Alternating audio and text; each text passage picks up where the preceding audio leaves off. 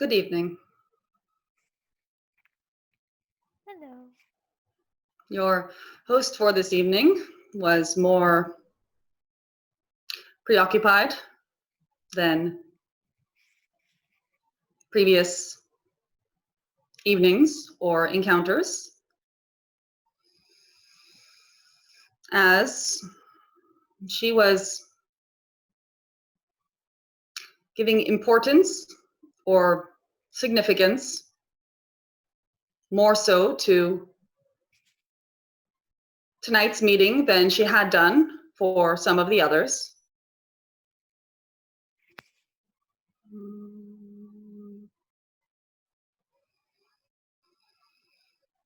The only reason for this emotional reaction to something that is perfectly natural and that she has experienced in the past is the stories that she had created around them.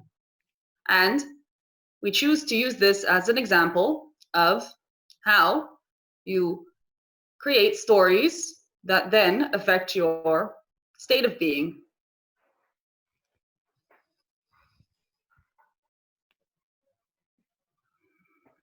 The story was that too much time had passed since the last transmission, or that she did not remember how or what to do,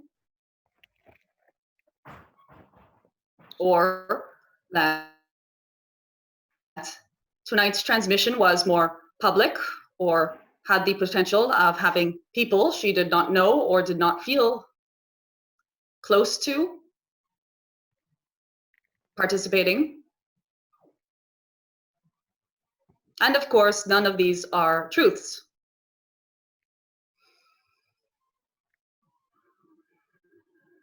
Had she spent the day instead thinking about puppies, her life for this day would have been substantially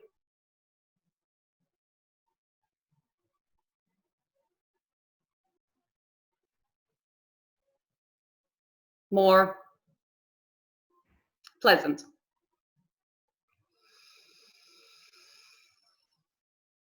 And so as we invite her to relax, we invite you to relax.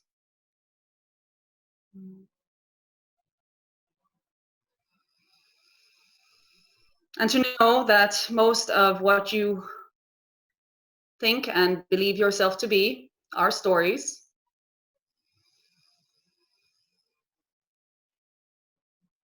And while these stories have their use in leading you towards further expansion, as you discover subsequently that they are not true,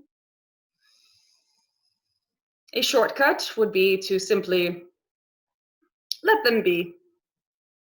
Watch them run across the page of your life as the observer, whether they are thoughts or sensations or feelings,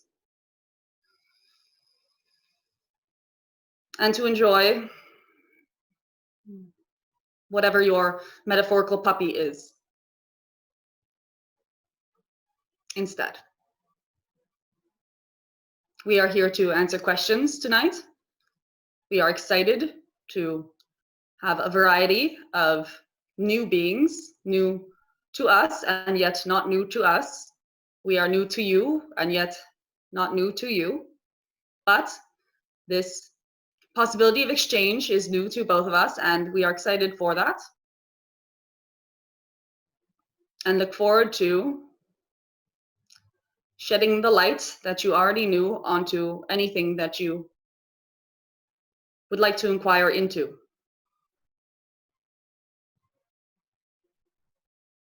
Please.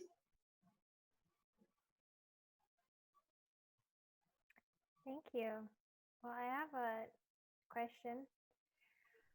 Um, my partner reflects to me my darkness well, and I feel pain about that. Is there anything you can share on how to navigate relationships when I feel pain of seeing this unloved, neglected part of me?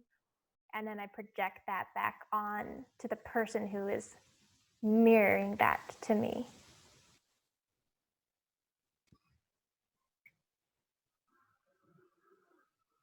There is no other self.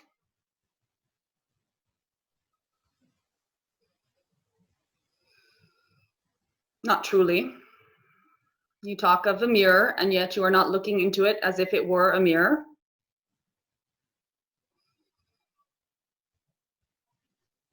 You are not playing ping pong, projecting one onto the other and then back onto the first. What you are doing is gazing at more of yourself. And so this darkness that you claim, we believe the audio was scarce, you claim he draws out of you, was that correct? Yeah, he basically mirrors my belief that's already there. And yes, shows perfect. That is perfect. Do you like the belief that he is mirroring?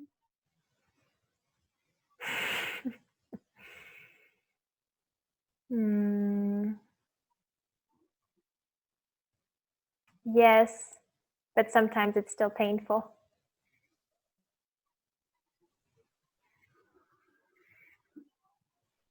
And so he is also mirroring the belief that this has to be painful. Yes.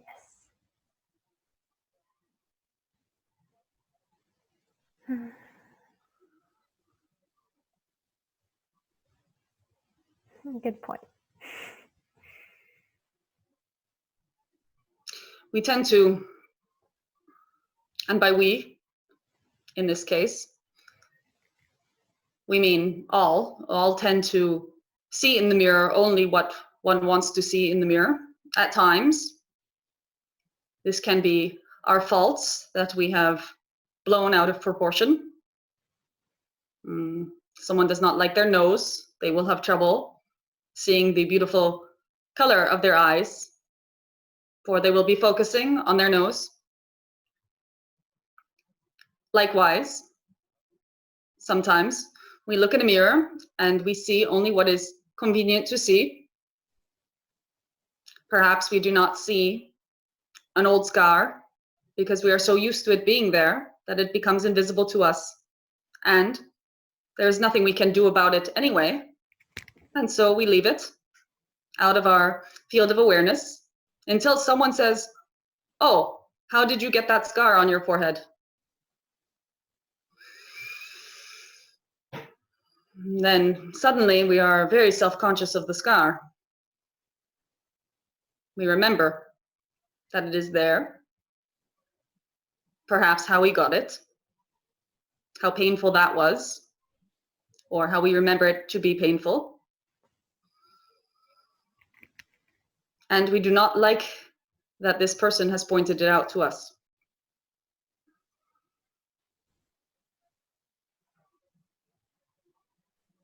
The belief that makes us feel the most uncomfortable in this situation is that there's nothing that one can do about the scar, when there is.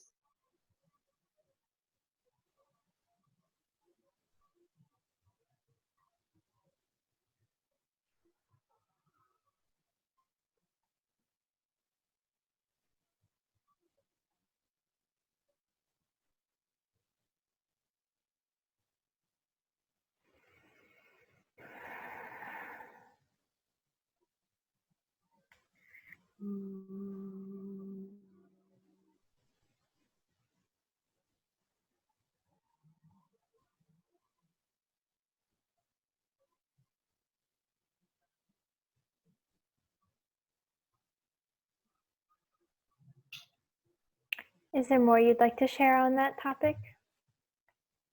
Is there more you would like to ask on that topic?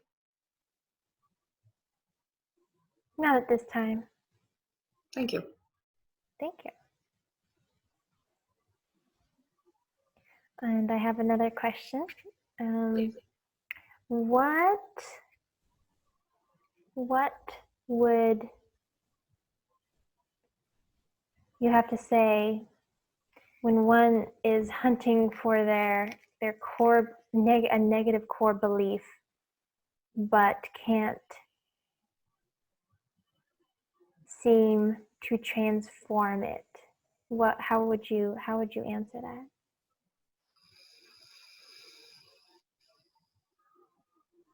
There's truly no benefit in hunting for core negative beliefs because your entire existence is structured in a way to reveal them to you.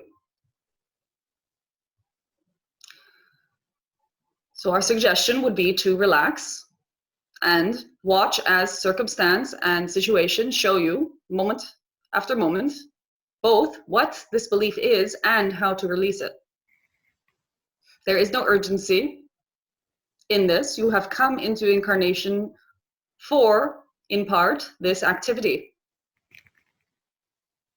The beliefs that you accumulated that do not serve you over time, if are hidden at this moment, are hidden at this moment because it serves you that they are hidden at this moment, and they will be revealed at the moment that it is necessary and possible for you to dismantle and release them. Until that point, hunting for them and chasing them is possibly distracting you from what is happening in this moment and what can be released in the now. You are like an onion. Each layer of your skin, more and more juicy and closer to the core. But if you try to cut into that core without fully peeling the onion, you are simply damaging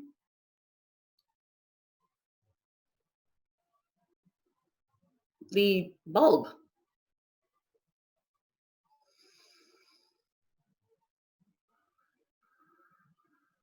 You can practice patience and self-love and the knowing that there is nothing wrong with you and nothing that needs to be resolved.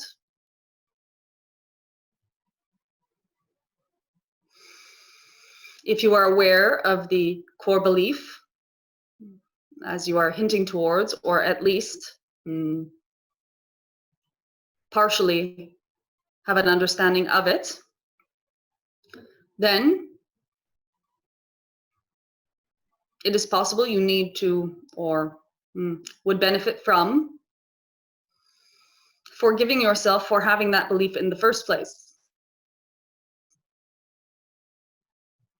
You did not choose it.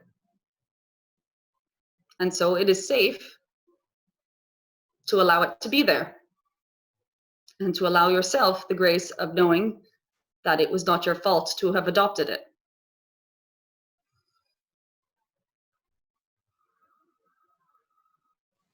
Once you truly believe that a belief is no longer serving you, you will let it go naturally. There's nothing you have to do except open your hands.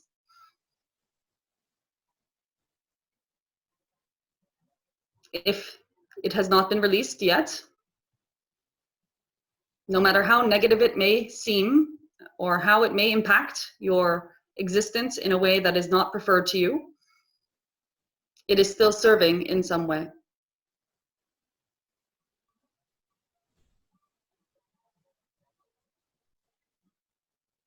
And yes, there are those who would tell you to rush and try harder and do more for releasing these beliefs, and these are well-meaning beings who you have created as permission slips to accelerate. But remember that all is as it should be. There's no prize for assembling the puzzle in the correct order. And you may take as much time as you like, for there is no time.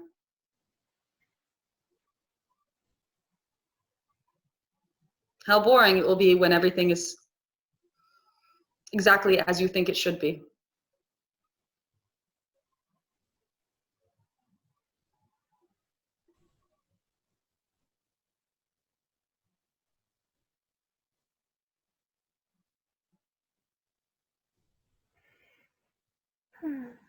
Thank you. Thank you. And then if anyone else, of course, has questions, please put that in the chat. Petra, I will unmute you.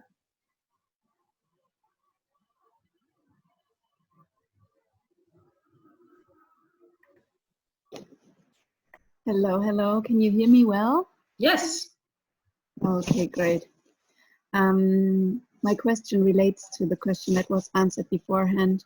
And it seems to me at the moment that I don't understand the message that life wants to give me. In the last couple of months, it seemed that I have split energies in my system. I get inspiration for creativity. I have lots of enjoyment in doing things, preparing or organizing creative events, workshops, or my art that I want to sell. But then there's another energy coming into that, and it seems to fall apart. An energy of unworthiness. So I create art and I want to sell it and nobody purchases it. I want to create a workshop, nobody shows up and hands up. I want to organize an event with lots of enjoyment, nothing happens. Like it seems like I seem to receive failure after failure, and I'm not sure whether the message in all of this is look at this unworthiness belief, and I don't know how. It seems that this voice is saying constantly, it's not going to work out anyway because of you, because nobody wants you. And this is a very deep unworthiness belief in my system, it seems, that it's showing up over and over again. Or that life wants me to do other things than what I have thought it wants me to do. So the question is how to let go of insistence on the outcome that I feel happening over and over. Or how to, whether I'm asked to surrender completely to life or asked to go deep into this unworthiness. I'm just very confused about what life wants to tell me now.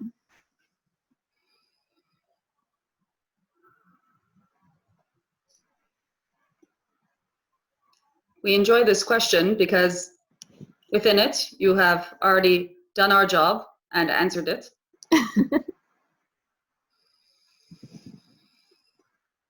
We will point to perhaps several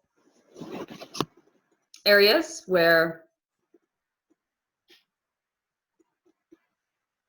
you have not seen the answer in your own question, and this may bring some relief.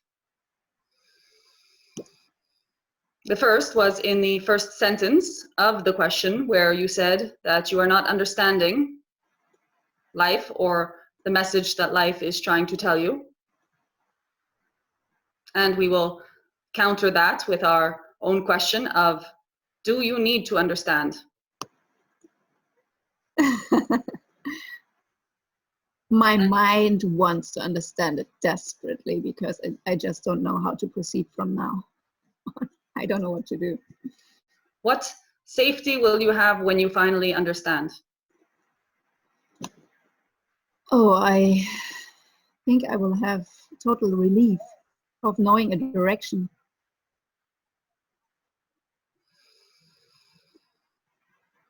How insistent are you on your idea of how life should be? Very. Out of fear of losing self-control, out of fear of the unknown, out of fear of just being stuck in loops, endless loops. So I notice a lot of insistence on the outcome right now. Well, if we were your teacher or parent or the headmaster of your school, we would give you the lesson most conducive for you to have that sense of relief that you have decided that you would like. And the only way to have that sense of relief, coupled with this sense of insistence, is to learn to let go of the insistence. And the only way to learn to let go of the insistence when one is excuse us, when one is very insistent, is to teach them that their insistence leads to nothing. Your inspiration, your art, your ability to connect beings together and create community are beautiful gifts that you have been given, and they are valid. You know they are valid because of how they make you feel, so we will not validate you further because you know already. Mm-hmm. The only reason why your projects don't come to a fruitful end is because you believe in a specific fruitful end. You have not yet understood the class that you are taking. You believe you are taking the class of make a successful art career, or do this with my life to become fiscally independent, or any number of other classes. You have not read the name of the class on the door. You are not in that class. And we said you answered your own question because we did say, yes, surrender. But you cannot surrender to the class you think you are in, because that would be paramount to what you believe is failure. In the class that you are in, surrender is the graduating lesson. The acceptance of the fact that your insistence is useless is the end of your studies. Mm. You think you know what your block is, and you do, but you speak of one, and in truth, it is the other.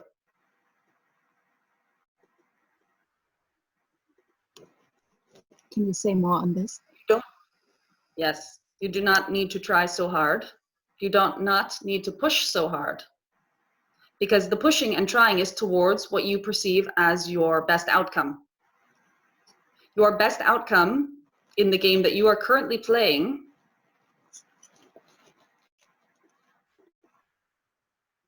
is to finally believe that you do not know what's best for you. It is full surrender into the faith of the what is. But, and we hear your mind,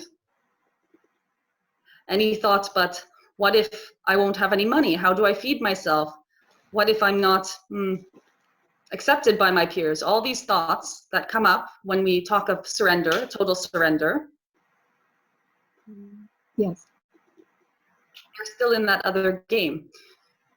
You would do good to stand up from your seat and go to the door and open it and read what is on the door. This is not kindergarten. You are in an advanced class. Anyone can be a successful artist or community leader.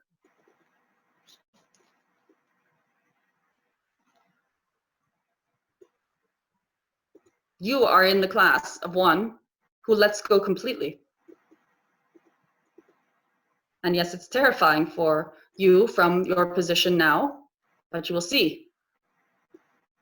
And success will follow, if that is the insurance that you need. But by then you won't even care.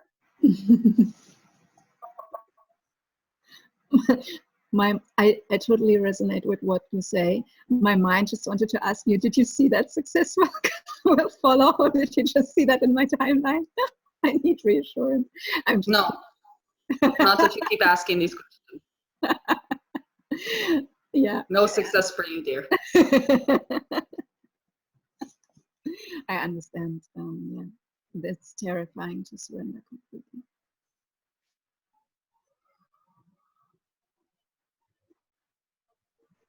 Yeah.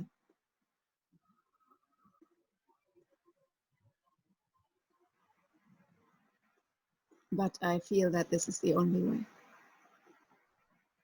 to completely let go of insisting on any outcome, even though the natural outcome of creating an event would be to love people to attend it. But if nobody attending it is actually what I need to fear through, and what I need to accept and surrender to is what I'm just going to do. It's not even what you need, it's what you want. You want to have this relief more than you want money, more than you want success. And we are not saying this from your perspective. Perhaps this is taken as a criticism, but it's not. It's actually a joyful pointing to, you have chosen such a noble lesson to learn, to teach yourself. Mm. You've not chosen to teach yourself how to make an e-course that people come to.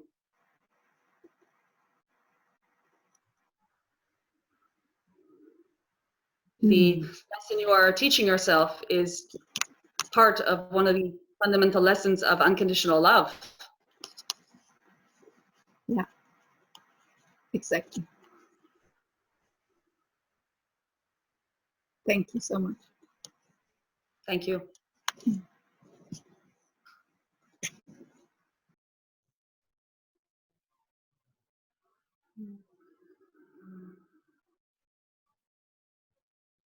Hello. Hello. I'm wondering what is important for us to realize when it comes to trusting in what we know before things have shown up in our reality.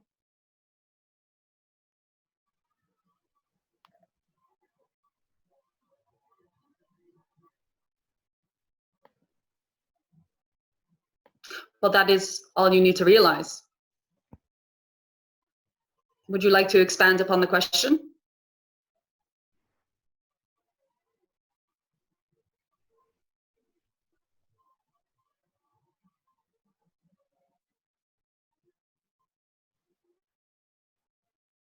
I think it gets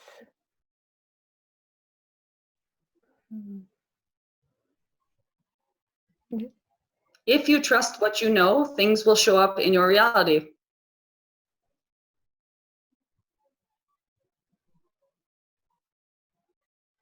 You see, the question comes from a place of not trusting what you know.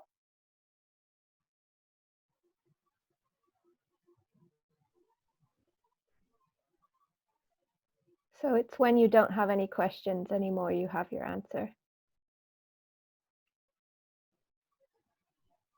Yes and no. There are questions that could serve to reveal more of yourself to yourself. But this particular question was very general and is not revealing to you much until you expand upon it and ask what you really want to know.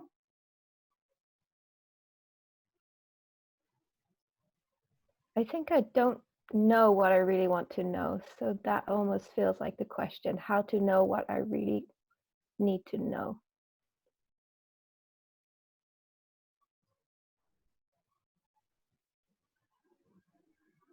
Well, you do not need to know anything. You can choose to know or want to know anything at all.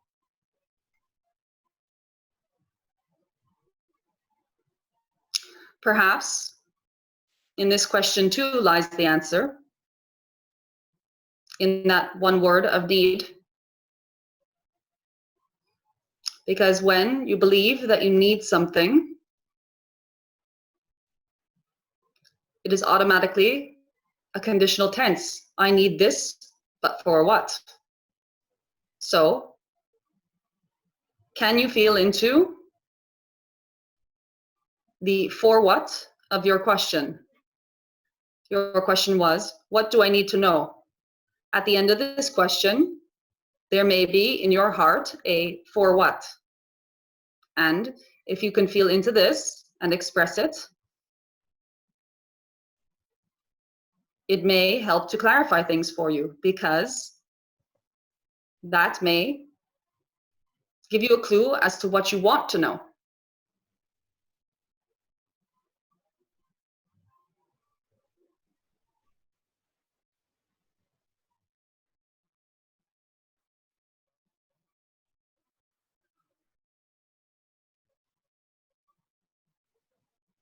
I think that I want to know so that things are clear. And I think I believe that I need to be clear about what I want for me to get it, so I can focus my energy in that direction. So I think my question is it important for us to know specifically what we want to move towards it? No, you are always moving towards what you want. You cannot move in any other direction. A perfect example is your personal experience. You want clarity, or believe you need clarity, and so you continue to move towards the belief that you need clarity. And this is what you want. In fact, it is what you just stated that you wanted. You want clarity to know what you want. So you are getting what you want, which is clarity.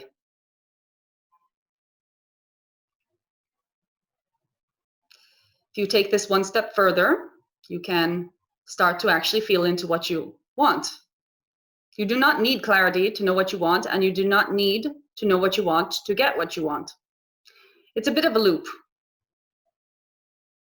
The interesting thing is, you can choose what you want. It is not an external thing that happens to you or something that comes from programming inside of you or a seed. Beings choose what they want, even on the level of personal development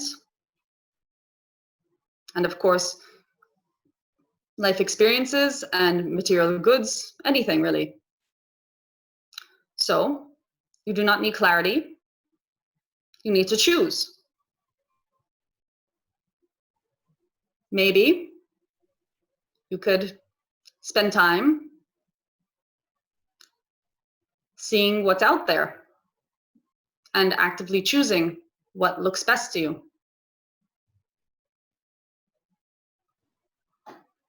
Because for a long time you have wanted to remain in confusion.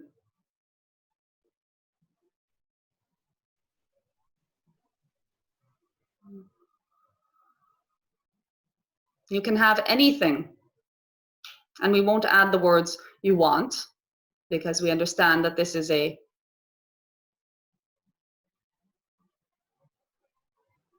subject that is tied in some knots.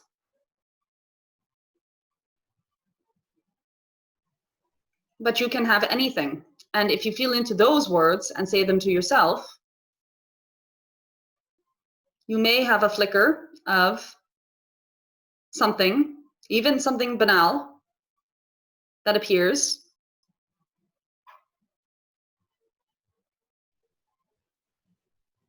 And you can start there. But no, you do not need to know what you want to get it. Is it caramel popcorn? That was a joke. We apologize.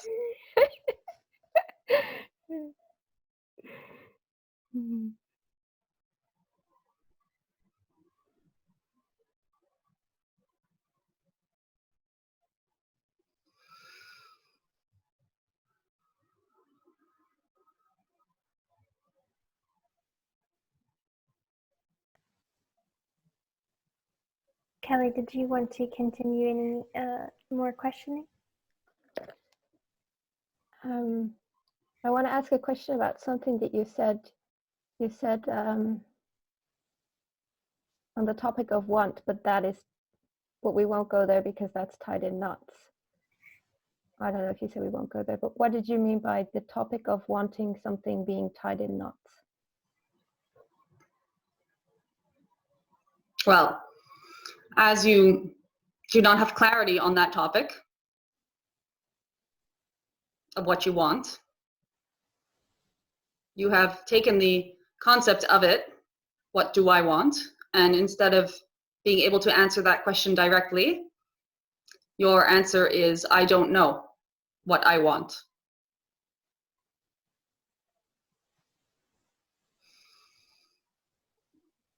That is not a smooth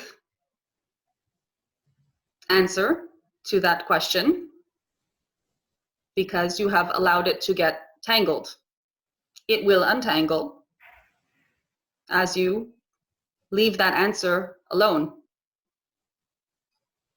The reason why you had that answer in the first place was because you are holding on to a fear that you need to know the answer to that question.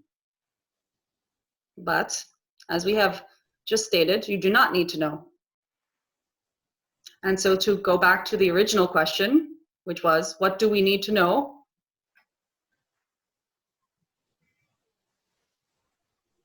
Before things appear in reality is nothing. You need to know nothing. But you can choose to know whatever you choose to know. And you can choose to have whatever you would like. And you could choose to not know what you would like. It's just a game of choosing, like a candy store. There are so many different colored candies in different containers on the wall, and scoops and bags, and that lady who is looking at you as if you are going to steal the candies. And you can put anything you like in your bag, and you don't even have to eat them when you get home. You can decide you do not like licorice at the last minute, and your mother will yell at you for spending all that money on that licorice candy. And you can go back to the shop and choose different candies the next time.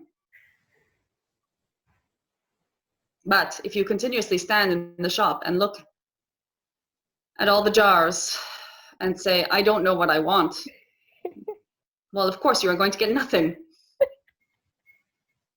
And you will probably get kicked out of the shop because you are very suspicious of that woman.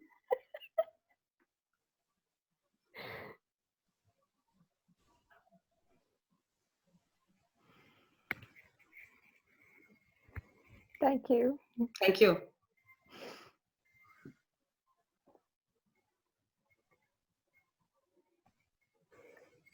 I have a question about what would you say to someone who's asking, they don't know whether they should go towards the light or towards the dark,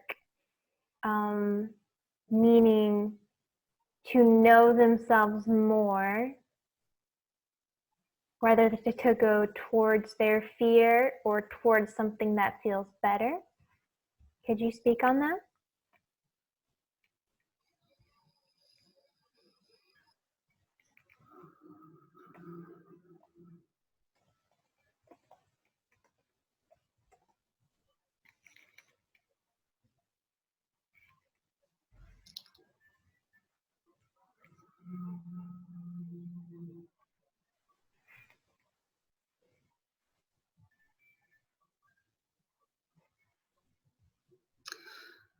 We don't believe we will, as it is a speculative question.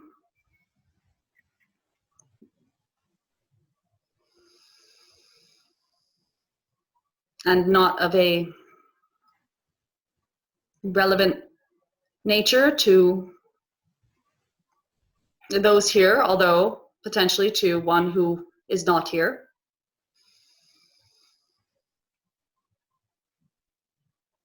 in any situation where there's awareness of the possibility of taking a road towards self or not self, the amount of awareness that is required to make this decision or to be aware of the potential of this decision already speaks of one who knows self.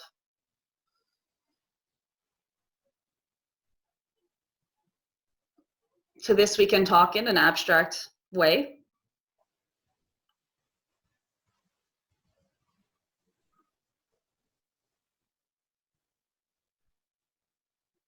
If one finds themselves in such a crossroads, it is probable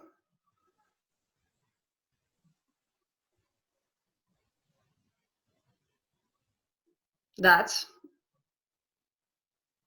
they are already spending time not heading towards self, as the awareness of this crossroads is a form of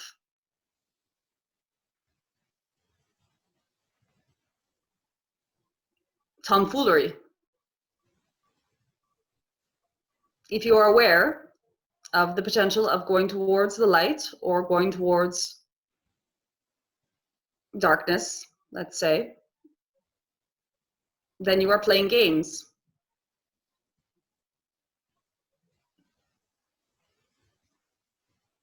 There's no drama.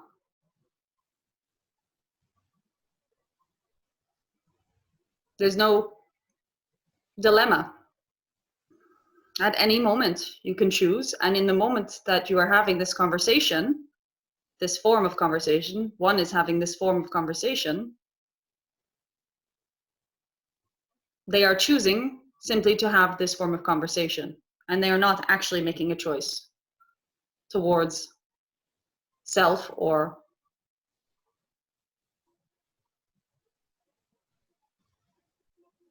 alternative. Please keep in mind that there is no alternative to self.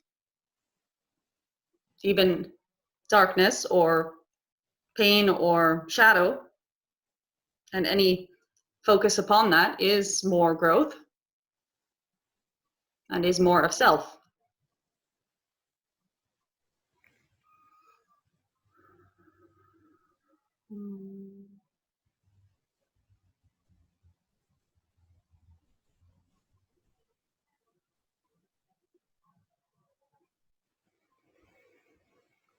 Without the specifics and the energy of the one of which you are talking, it is difficult to generalize enough for it to be relevant to the group.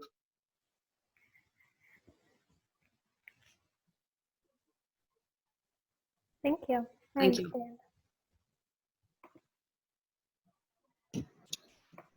Hello again. First of all, I love your humor. I really do. My question is, I perceive many paradoxes in coming from different sources of channelings, and mind always wants to know why that is the case.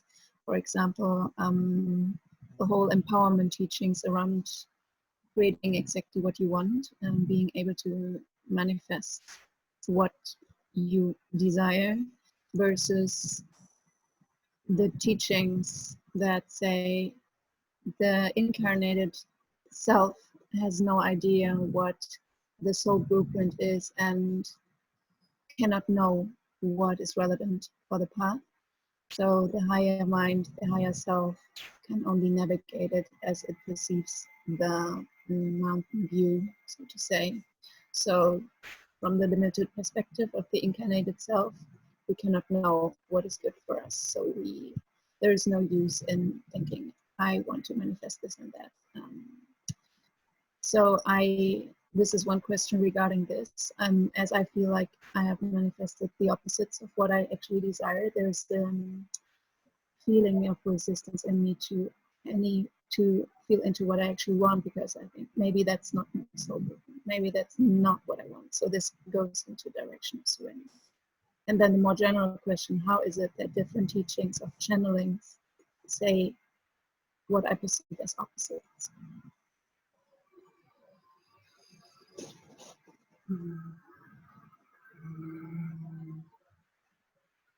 We spent an entire session torturing the vessel with flavors of soup, and we will not do that again. However, we understand the question and will respond by talking of co-creation and individuation as it is arranged on your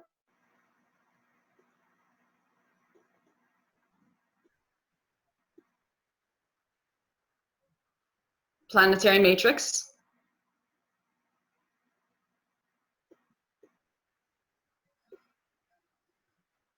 Intention creates reality. You may call intention thought or desire, but we will call it intention. And this can be conscious or semi-conscious or subconscious intention. But nevertheless, this is how each pixel of your reality gets placed in front of you. The question about your different channeling sources coming from different schools of thought can be answered by looking both at your personal intention, which is to have several different messages arrive to you, as well as allowing the fact that several different messages arrive to you to be an permission slip to continue your doubt, and collective co-creation that involves not only the beings in your matrix, but all the beings outside of it, and the selective call of the beings in your matrix for this type of communication and their own personal desires and intentions. And so you will have beings who, in their chosen learning on the planet, have a need for what you have called the empowerment teachings. For they are on a lesson plan of learning that they may create their own reality, which is a lesson that is overdue on this planet. There are others who have come to learn the lesson of letting go, and they will attract the channels that have this message for them. They will not hear the other channels potentially, or they will hear them at the amount that is necessary for them to have their lesson as well as sub-lessons. What is useful to understand and remember is that the lessons are not contradictory, that channeled material does ultimately come from the same source as do you, but in the same way, and we will torture the vessel a little bit now. In the same way, you go to the butcher shop and see Phil, and he cuts you a piece of meat on Thursday, and you return the next week, and there's Sharon, and she cuts you a piece of meat that is slightly different and not to your preference, because Phil is home sick with some foodborne illness, you will have different messages from different channels because they are, in their way, individual as well. Mm-hmm. So Sharon or Phil are the same as Abraham Hicks or Edgar Cayce.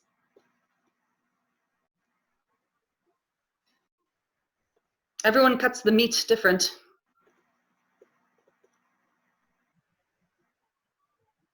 Because there is a desire from their clients for the meat cut in that particular way. You seem to be going to several butchers. Yes.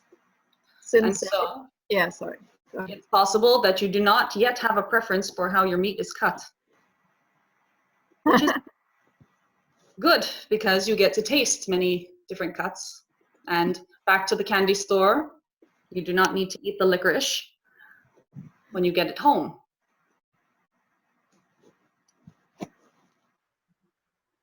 It does not devalue any of the cuts of meat or any of the candies in the store, that they are not all the same. But you get to choose what you prefer. And as you do, you will find that the messages get more and more similar. You will say to yourself, I don't understand why everyone is saying the same thing, because suddenly they will be. Mm-hmm. I notice now that there seems to be a contradict, like there seems to be a belief in me saying that I have to decide whether I either surrender and be okay with whatever arises, or I say, I decree that this is going to happen in my life as a creator of my reality. Well, remember, you do not need to do anything.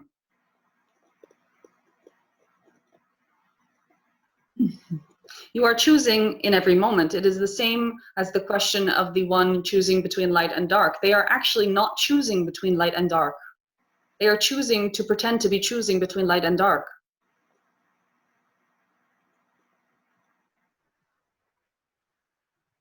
You are not in a state of choosing. You have already chosen to pretend to be in a state of choosing.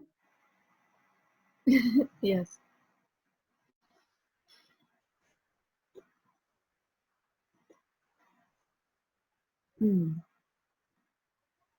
There seems to be a longing to decide which either or, since there seems to be fluctuation that is exhausting.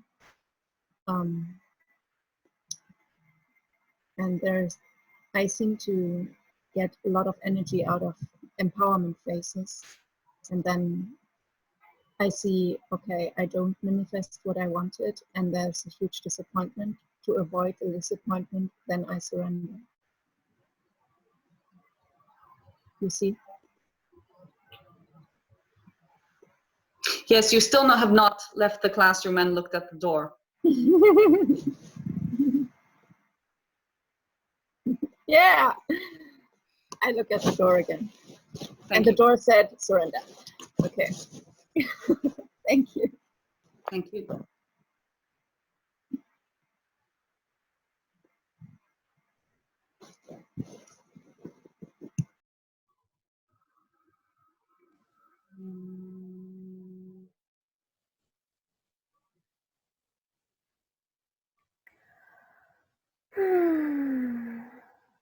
I have a statement / question. Today I was hearing the channel Bashar speak about how, since there's more than 8 billion beings here, there's obviously been at least 8 billion some paths. And so I reflect as someone like who I feel excited to share and teach and grow through sharing.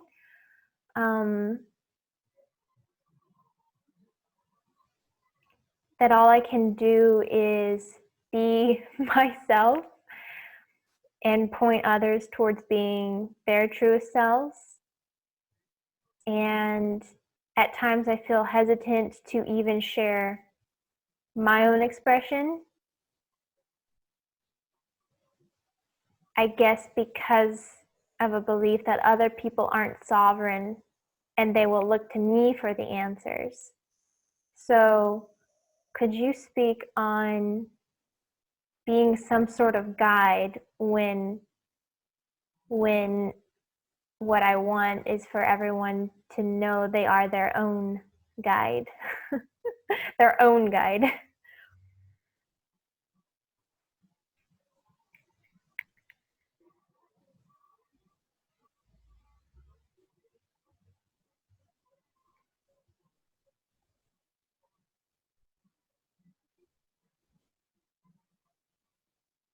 Well, first off, they are. Even if one looks to a teacher and claims to give away their power or has their power taken from them, these are illusions. The experience of whatever occurs with this displacement of self-sovereignty is pointing that entity back into the direction of their own self-sovereignty, regardless of the outcome of that interaction or relation. The energy you are speaking of, you believe to be humble, but it is arrogant to believe that you know better than another what is best for them. The beings that your voice is meant to touch in some way and help expand in some way will touch and expand them in the way that is applicable for them, even if it means them seeing you as somehow better than they are. And you cannot protect them from their own distortion in that direction. In fact, the catalyst that you potentially provide for them to be distorted more in that direction is simply revealing to them that distortion that was already there. And so this discussion of leaders having a responsibility is true, but only in that they have a responsibility to remain integral to themselves with the knowledge that their action does affect others, but not to take responsibility for what that effect is.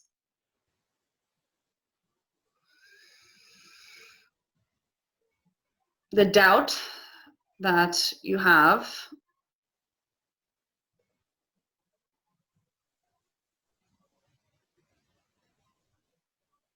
may point to a belief that you do not believe that you have the best interest of others fundamentally at heart. Because if you knew you did, you would be accepting of the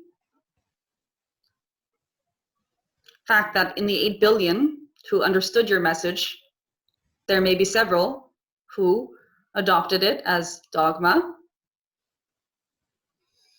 and interpreted it incorrectly. You have an example, many examples in your history of completely selfless beings come to teach of unconditional love, peace, oneness, whose words and image and vision have been twisted and millions murdered because of it.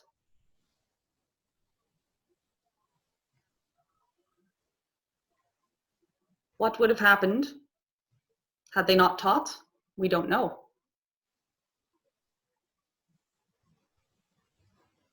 But we do know the benefits of their teaching, as well as the eventual confusions that arose from them. You were not created and did not create yourself to be a 50% version of yourself. For that is 50% of your energy used, 50% of your life lived, and the other 50% wasted.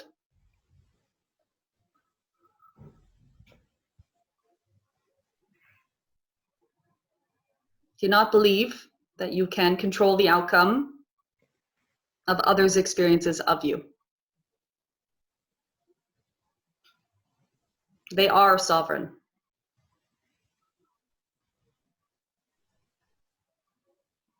And so you can feel free to be as well.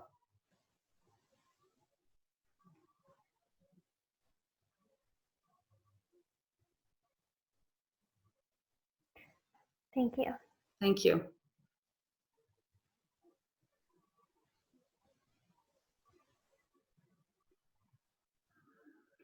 We will take one more question if there is.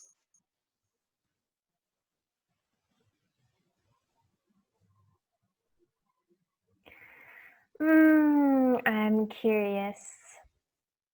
I know that setting the intention to remember or experience certain things in our sleeping, when we lay our head on the pillows and go to sleep and have dreams, I know that setting the intention is powerful and creative.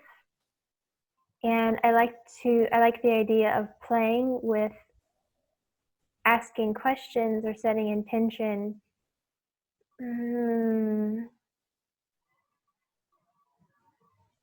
For those of us present, could you share anything with us around as we prepare to go to sleep or around dreams that could benefit us right now?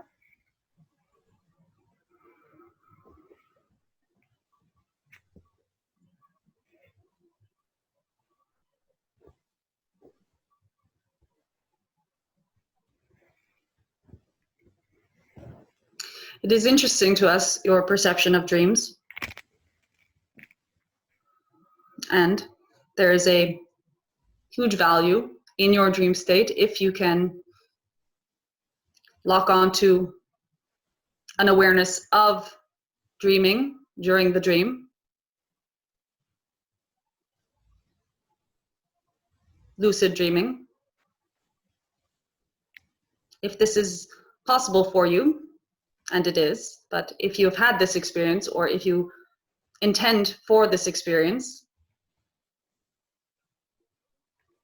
you will have a taste of how powerful a creator you truly are without having to navigate the resistance that you normally have towards this in your waking state.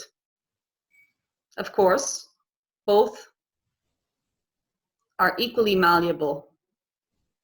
The difference is, in your sleep state, you are less susceptible to your beliefs that they are not, or that it is not. And so, if you intend to have a lucid dream before sleeping of any form, and in that dream, remember to play with reality in any way you choose, you will return to your waking state with the experience of having been able to modify in real-time reality. We will give you the image of a sunset. In your dream, the sun is setting. It is just arriving at the horizon over the ocean. The waves are sparkling. The colors are changing in the sky. In this moment, you remember this conversation, and you know that you must be dreaming, because it is what we have spoken of tonight. In this moment, you choose to bounce the sun back into the sky. And so you send it shooting up as high as it can go, until it is midday. The colors leave the sky. It becomes a deep blue. And just in that moment, you can also see the stars. It is day, midday, full shadows, and the stars are out as well. And now the sun sets again. If you awake from a dream where you have played this game, and in this conversation, we are collectively setting the intention that that is what will happen, you will have a more tangible taste of what truly is possible in your waking life. And though resistance will not allow you to play basketball with the sky as you are walking to work the next day, it will allow you to have a chance encounter with an old friend, or find a 20-pound note on the sidewalk, or catch the bus just on time.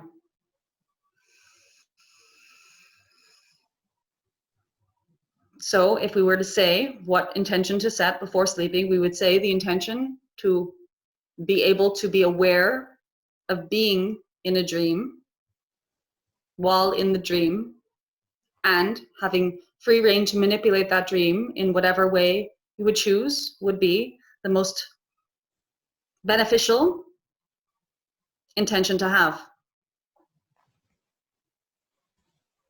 for now, because you would have a better idea of how reality truly works.